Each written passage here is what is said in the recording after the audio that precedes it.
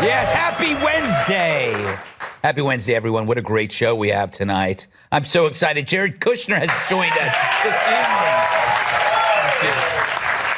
If you look closely, you can see the regret starting to take shape on his face. And for some reason, we welcome back Mike Baker. Yep.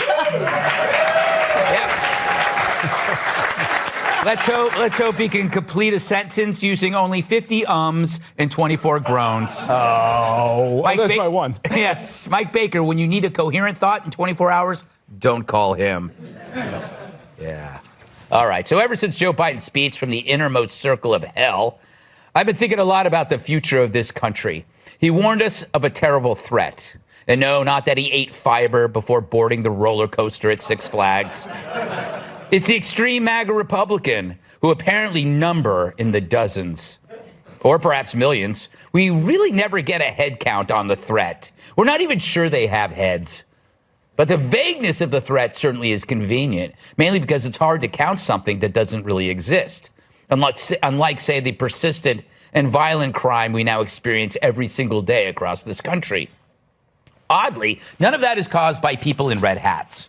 Fact is, extreme MAGA aren't like sheep. You can't count them to fall asleep because there's really not enough of them. And for a Democrat, it's best never to know how truly big the threat is, or it might actually end up going away. Fact is, Trump supporters are the new climate change. We can't quantify it, but we can tell you it's evil. But the fear tactic, it's effective. Thanks to Joe and the media, we now have a Democratic majority in a poll who believe that Trump supporters are a serious threat to democracy. Hell, they even got 25% of Republicans to agree. But let's be honest, those are the really dumb ones. When those two heard 25%, they thought, all right, our best approval numbers ever. And of course, you have the Democrats pushing the idea that violence is looming around the corner.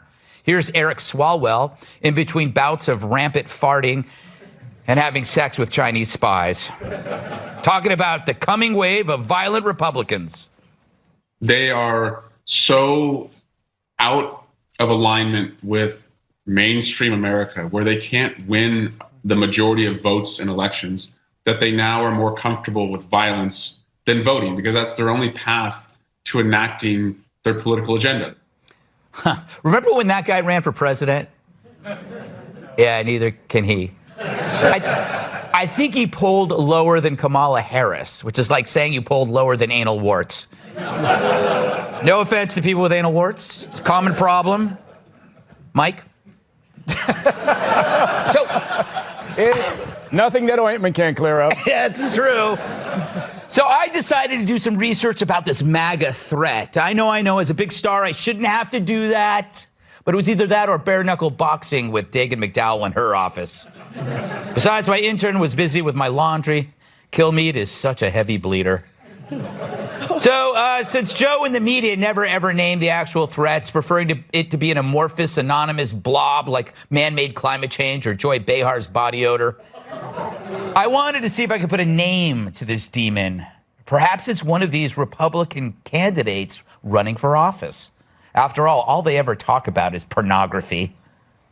Can you define what pornographic means for you in terms of books in K-12 schools? Do you need me to define pornographic?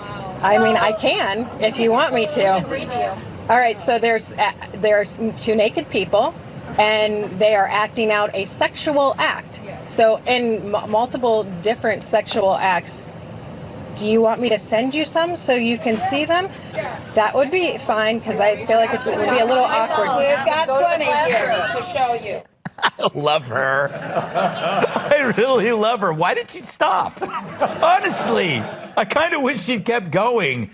I was just getting into it. I was moments away from whipping out my credit card. Let's see Gretchen Whitmer match that kind of pillow talk. But then again, maybe not. The FBI might try to kidnap her again. Ooh. So yeah, it's kinky and all, but is it a threat to democracy? Unless by democracy you mean my pants. However, that's terrible. However, I think I finally found the threat to this great republic. Her name is Linda Paulson. I'm sure you'll agree she is a monster. Hey, Utah District 12, you better listen up right here because that's a new name on the ballot for the state Senate this year.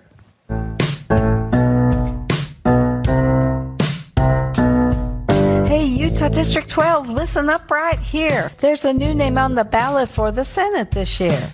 My name is Linda Paulson, Republican and awesome. Love God and family and the Constitution. I tried to get another conservative to run. Nobody could do it, so I'm getting it done. All right.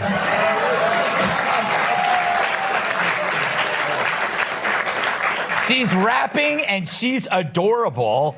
And if she's smoking any weed, it's definitely medicinal. But damn it, Linda, I wonder if you are pro-religious freedom, pro-life, and pro-police. I'm pro-religious freedom, pro-life, pro-police, the right to bear arms and the right to free speech. I want less government control and regulation, want to stop and expose all political corruption where there's integrity, morality, accountability. Government programs should lead to self-sufficiency and support traditional family as the fundamental unit of society. But in schools, they're pushing for new beliefs. And just to clarify this, because there's some who can't define this, as a female adult, I know what a woman is.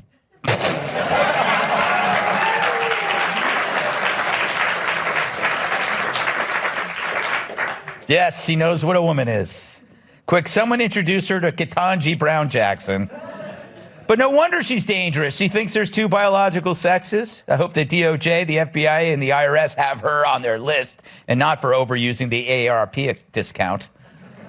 Because I wonder if she loves this country. I love this country. It's a blessing to be free, but freedom comes with responsibility. The Constitution needs to be protected, not changed or disregarded, but resurrected. If you share my values, if you like what I stand for, then give me your vote on the 8th of November. District 12 needs a choice. Let me be your voice, Linda Paulson. Linda Paulson for Senate. So, Linda Paulson for Senate. Now, there's a real threat to democracy. She's Joe McCarthy in drag, which probably means she's a decent person, a nice lady, and should be elected because currently nobody fits that description who works in D.C. You could call her the bizarro Hillary Clinton. And I would vote for her, but I'm not a citizen of Utah, and I'm not allowed after that incident with the Mormon Tabernacle Choir. Mormon Tabernacle Choir. That's the last time I inquire about a missionary position.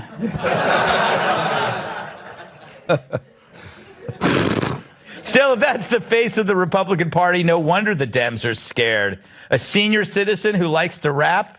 Hey, I think I just described Brett Baer.